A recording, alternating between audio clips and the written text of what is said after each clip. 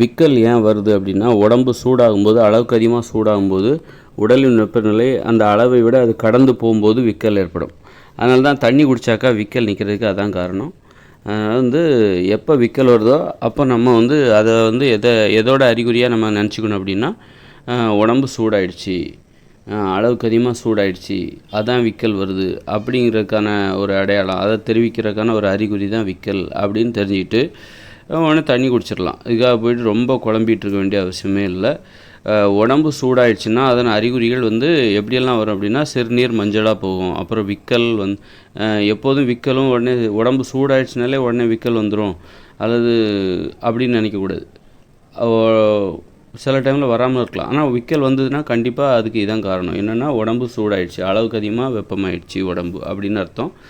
ஆனால் எப்போவுமே உடம்பு சூடாயிடுச்சுன்னா கண்டிப்பாக சிறுநீர் மஞ்சளாக போயிடும். உங்களுக்கு உடம்பு அளவுக்கு அதிகமாக சூடாயிடுச்சுன்னா உங்களுக்கு விக்கல் வருதோ இல்லையோ, ஆனால் சிறுநீர் மஞ்சளாக போக ஆரம்பிச்சிடும். அதனால் சிறுநீரை எப்போதும் ஒரு அளவீடாக வச்சுக்கணும். மஞ்சளாக போதா, அப்போது கண்டிப்பாக உடம்பு அளவுக்கு அதிகமான வெப்பநிலை அடைஞ்சிருச்சுன்னு அர்த்தம். உடனே உடம்பை குளிர்ச்சி ஆகிறதுக்கான வேலையை நம்ம செய்யணும். தண்ணி குடிக்கணும் அல்லது சிறிய வெங்காயம், மோர் இந்த மாதிரி இது கலந்து குடிக்கணும். இந்த மாதிரி எதாவது பண்ணி சிறிய வெங்காயம் சாப்பிட்டா உடம்பு நல்லா குளிர்ச்சி அடையும். அத்தோடு மோரையும் ஒரு சொம்பு குடிச்சிட்டிங்கன்னு வச்சுக்கோங்க, உடம்பு குளிர்ச்சி அடையும். அது நிறைய தண்ணி குடிங்க. அப்புறம் விக்கல் எப்போவாது ஒரு வாட்டி தான் உங்களுக்கு வரும். அப்படி வந்ததுனாலே அதுக்கும் இதான் காரணம். உடம்பு சூடாகிடுச்சு, அளவுக்கு அதிகமாக வெப்பமாயிடுச்சு அப்படின்னு அர்த்தம். அப்படின்னு நீங்கள் தெளிவாக புரிஞ்சிக்கலாம். உடனே நீங்கள் ஒரு சொம்பு தண்ணி குடிச்சிங்கன்னா உடம்பு குளிர்ச்சி அடையும். அதுக்கப்புறம் விக்கலும் தானாக நின்றுடும். உடம்புல அளவுக்கு அதிகமாக வெப்பம் அதிகமாகறதுனால தூக்கமின்மை வரும். அப்புறம் அதில் உடம்பு அளவுக்கு அதிகமாக வெப்பம் உடம்பு உள்ளுறுப்புகள் ஒழுங்காக வேலை செய்யாது. அது வேலை செய்யலை, அதனால தான் விக்கல் வருது. அது விக்கலை ஏன் விக்கல் வருதுன்னா, உடம்பு அளவுக்கு அதிகமாக வெப்பமாயிடுச்சு. அதனால என்ன ஆகுதுனாக்கா, அதனால விக்கல் வருது, வேலை செய்ய முடியல. உடம்புல அந்த உள்ளுறுப்புகள், அந்த விக்கல் சம்மந்தப்பட்ட உள்ளுறுப்பு ஒழுங்காக வேலை செய்ய முடியல. அதனால தான் அது விக்கலாக வெளிப்படுகிறது, தடையாக வெளிப்படுகிறது. அப்போ தண்ணி ஊற்றுனாக்கா, வண்டி சூடாச்சுன்னா தண்ணி ஊற்றுறோம்ல, தண்ணி ஊற்றுனா அது ஒழுங்காக வேலை செய்யுதுல, அதே மாதிரி தான் இதுவும். விக்கல் வர்றவங்களுக்கு ஏதாவது பயமுறுத்துவாங்க, அதிர்ச்சி அதிர்ச்சி அவங்களுடைய அதன் மூலம் விக்கல் நின்றுன்னு சொல்கிறாங்க. அது எந்த அளவுக்கு உண்மைன்னு தெரில. ஒரு கவனத்தை திசை திருப்புறதுனால கூட இருக்கலாம். ஒருவேளை பயப்பட்டாக்கா கோபம்னு வரும்போது உடம்பு சூடாகும், பயம்னு வந்தால் உடம்பு குளிர்ச்சி அடையும். அந்த உணர்ச்சிகளுக்குன்னு ஒரு ஒரு இது இருக்குது, ஒரு தன்மை இருக்குது, ஒரு உணர்ச்சிகள். இப்போ ஒருத்தர் கோபமாக இருக்கார் அப்படின்னா கண்கள்லாம் சவுந்துடும். அப்போ ஒருத்தர் பயப்படுறார் அப்படின்னா அவர் ரொம்ப குளிர்ச்சி அடைஞ்சிடுவார், குளிர்ந்த நிலைக்கு போயிடுவார். கோபம் என்பது உங்களுக்கு சூடான நிலைக்கு அதிகப்படுத்தும். நீங்கள் பயப்படும் போது நீங்கள் பயத்தில் உறைஞ்சிருவாங்க அப்படின்னு சொல்லுவாங்கள்ல. அப்போ பயம்ங்கிறது உங்களுக்கு ஒரு குளிர்ச்சியை கொடுக்கும், கோபம் என்கிறது உங்களுக்கு வெப்பத்தை கொடுக்கும். அதனால தான் ஒருத்தர் பயமுறுத்துறாரு திடீர்னால, அப்போ அவருக்கு விக்கல் நின்றுடும் அப்படின்னா ஒருவேளை அது ஒரு காரணமாக இருக்கலாம். பயப்படுறதுனால திடீர்னால பயப்படுறாரு அப்படின்னா அவர் உடம்புல சூடு அளவுக்கு அதிகமாக வெப்பம் வர்றதுனால ஒருத்தருக்கு விக்கல் வருகிறது.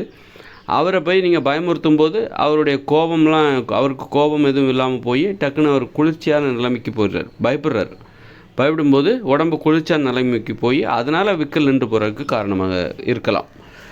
அந்த வகையில் அப்போது கோவப்பட்டால் உடம்பு ஹீட் ஆகும். பெண்கள் ஏன் அவங்க உடல் சூடாக இருக்காங்க, ஹாட்டாக இருக்காங்கன்னு சொல்லுவாங்கள்ல. பெண்கள் ஹாட்டாக இருக்காங்க, ஆண்கள் குளிர்ச்சியானவர்கள் அப்படின்னா காரணம் என்னென்னா, பெண்கள் கோபப்படுகிறவர், அடிக்கடி கோவப்படுவாங்க. அந்த கோபம்தான் அவர்களுக்கு அந்த சூடாக இருக்கிறதுக்கு காரணம். அவங்க உடம்பு சூடாக இருக்கிறதுக்கு காரணம் அவங்க பார்வையில் ஒரு கோபம் இருக்கும். அதுதான் அந்த கோபம்தான் பெண்களுக்கு பாதுகாப்பு. அதனால் அவங்க உடம்பு சூடாக இருப்பதற்கு, புற உடல் என்பது சூடாக இருக்கும், உள்ளுடல் என்பது குளிர்ச்சியாக இருக்கும். பெண்களுடைய உள்ளுடல் குளிர்ச்சியாக இருக்கணும், பெண்களுடைய புற உடல் என்பது சூடாக இருக்க வேண்டும். ஆண்களுடைய உள்ளுடல் என்பது சூடாக இருக்கணும், ஆண்களின் புற உடல் என்பது குளிர்ச்சியாக இருக்க வேண்டும். ஆண்கள் அவங்க பயப்படுவாங்க, பெண்களை பார்த்து பயப்படுவாங்க. அந்த பயம்தான் ஆண்களின் உடலை குளிர்ச்சியாக வைப்பதற்கும் அவங்க அது குளிர்ச்சியாக வைப்பதற்கு காரணமாக இருக்குது. குளிர்ச்சியாக இருக்கிறதுனால தான் அவங்களால பெண்கள்கிட்ட அடிக்கடி கோவப்பட முடியாது, அதிகமாக கோவப்பட முடியாது, பயப்படுவாங்க. பெண்கள்கிட்ட பயமாக இருப்பது காரணம் அவங்க உடல் புற உடல் என்பது குளிர்ச்சியாக இருப்பதால் தான். குளிர்ச்சியாக தான் இருக்கணும்.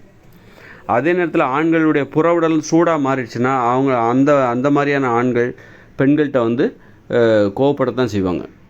இப்போ பார்த்திங்கன்னா, இப்போ ஆணாதிக்கம் நிறைந்த உலகம் இருக்குல்ல, அது வந்து ஆண்கள் வந்து அந்த பெண்களின் உடல் இயல்புக்கு மாறிட்டாங்க. பெண்களுடைய புற உடல் எப்படி சூடாக இருக்கும்ல, அதே மாதிரி இப்போ ஆண்களுடைய ஆணாதிக்கம் நிறைந்த இந்த உலகத்தில் ஆண்களின் புற உடல் இப்போ சூடாக மாறிடுச்சு, வெப்பமாக மாறிடுச்சு. பெண்கள் வந்து ஆண்களை பார்த்து பயந்து வாழ்கிற ஒரு உலகம் இது. அப்போ பெண்களுடைய உடல் குளிர்ச்சியான நிலைமைக்கு போயிடுச்சு. அந்த உடல் செயல்பாட்டில் ஒரு மாற்றம். இது வந்து இந்த இயந்திர அறிவியல் உலகம் இருக்கிற வரைக்கும் இப்படி தான் இருக்கும். ஏன்னா இந்த இயந்திர அறிவியல் உலகம் ஆண்களின் பொறுப்பில் தான் இயங்கி கொண்டிருக்கிறது. ஆண்கள் தான் இதை பொறுப்பேற்றுக்கிட்டு தலைமையேற்று வழிநடத்தி கொண்டிருக்கிறார்கள். பெண்கள் வந்து ஆண்களுக்கு ஒத்துழைப்பாக தான் இருக்க முடியுமே தவிர இந்த இயந்திர அறிவியல் உலக பொறுப்பை வந்து ஆண்களிடமிருந்து வாங்கி கொள்ள முடியாது. ஏன்னா இது ரொம்ப கடினமானது, உயிரை பணயமாக வைக்கக்கூடியது இந்த இயந்திர அறிவியல் உலகம். அதனால் இப்போ ஆண்களுக்கு டென்ஷன். அந்த டென்ஷன் தான் ஆண்களின் உடல் சூடாக மாறுறதுக்கு காரணம். ஏன்னா பொறுப்பை ஏற்றுக்கும் போது சுமைகள் இருக்கும், கோபம் வரும். பொறுப்பு அதிகமாக உள்ளவங்களுக்கு கோபம் வரும். இப்போ அதனால் வந்து ஆண்கள்கிட்ட தான் இந்த இயந்திர அறிவியல் உலகம் இருக்குது. அதனால் ஆண்களின் உடல் சூடாக மாறுது. புற உடல் என்பது. உள்ளுடல் என்பது குளிர்ச்சியாக இருக்கும். பெண்கள் வந்து ஆண்களுக்கு உதவியாக இருக்க வேண்டியவர்கள். ஆனால் இப்போ ஆண்களுக்கு உதவியாக கூட பெண்களால் இருக்க முடியாது. அந்த அளவுக்கு ஆண்கள் இப்போ கையில் எடுத்திருக்கிற இந்த இயந்திர அறிவியல் உலகம் என்கிற பொறுப்பு இருக்குல்ல, ரொம்ப கடினமானது, ரொம்ப ஆபத்தானது, ரொம்ப இதில் வந்து பெண்களால் ஆண்களுக்கு உதவி கூட செய்ய முடியாது பெரும்பாலும். அப்போ ஆண்கள் தான் உதவியாளர்கள். இந்த இயந்திர அறிவியல் உலகில் ஆண்கள் தான் உதவியாளர். ஆண்களுக்கு உதவியாக கூட பெண்களால் இருக்க முடியாது. அந்த அளவுக்கு பெண்களுடைய புற உடலில் சூடுங்கிறதே இல்லாமல் போச்சு, ஒரு வெப்பங்கிறதே இல்லாமல் போச்சு. அந்த அளவுக்கு ரொம்ப குளிர்ச்சியான நிலைமைக்கு அவங்க போயிட்டுருப்பாங்க. ஒருவேளை ஆண்களோட புற உடல் இப்போ சூடாக இருக்குது. ஆக்சுவலாக அப்படி இருக்கக்கூடாது. ஆண்களுடைய புற உடல் என்பது குளிர்ச்சியாக, அது இயந்திர அறிவியல் உலகம் இருக்கிற வரைக்கும் இந்த நிலைமை தொடரும். இயற்கையோடு இணைந்த மனித வாழ்க்கைக்கு போனால் தான் ஆண்களின் புற உடல் என்பது குளிர்ச்சியாகவும் பெண்களின் புற உடல் என்பது வெப்பமாகவும் மாறும். ஏன்னா இயற்கையோடு இணைந்த மனித வாழ்க்கை என்பது பெண்களிடம் ஒப்படைக்கப்படுகிற ஒரு வாழ்க்கை முறை, பெண்களின் பொறுப்பில் இயங்கக்கூடிய ஒரு வாழ்க்கை முறை. அது இயற்கையோடு இணைந்த மனித 2040க்கு அப்புறம் பெண்கள் தான் அதற்கு தலைவர்கள். பெண்களுடைய ஆதிக்கம் தான் அங்கே இருக்கும். பெண்களுக்கு தான் பொறுப்புகளும் சுமைகளும். அதனால் பெண்கள் கோபமாக இருப்பாங்க. பெண்களின் புற உடலும் ரொம்ப சூடாக இருக்கும், வெப்பமாக இருக்கும். ஆண்கள் வந்து பெண்களுக்கு உதவியாகத்தான் இருப்பாங்க.